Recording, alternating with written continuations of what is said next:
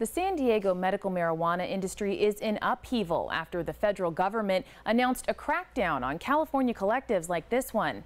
Now patients face an uncertain future.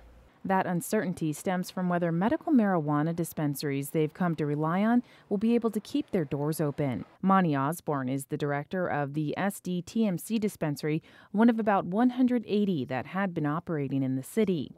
Osborne has tried to diversify her business on Marina Boulevard by selling teas and offering other alternative health treatments.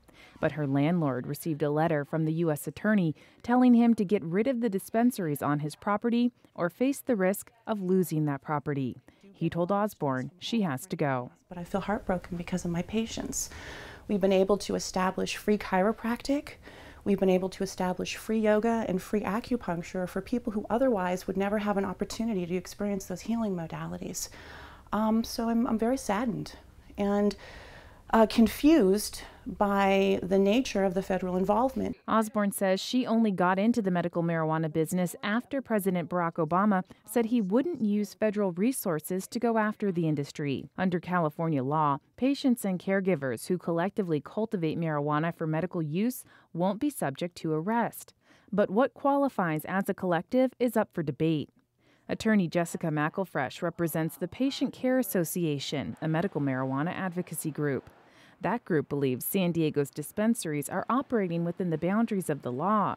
McElfresh says the group is trying to reach out to lawmakers to get the feds to ease up, and she says they're reaching out to landlords too. Many of the landlords have been willing to listen and to reach out and to try and get the policy changed back, and for the moment that's the posture we're in. We believe that we're going to be able to turn this back with a significant public outcry, and you can't reach through the mail and pull the letter back out, but basically get the policy changed.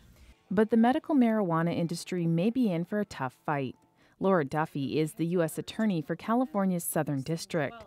She says things have veered wildly from the original intent of California's medical marijuana law. This industry is becoming more along the lines of drug trafficking in large part than it is about providing medicine to the sick. Duffy says a core mission of the Department of Justice is to go after drug traffickers. She says the government will not pursue truly sick patients who grow marijuana in their homes. But she says California's storefront pot shops are a clear violation of state law, and she says most don't actually fit the definition of a collective. Dispensaries, they're often called.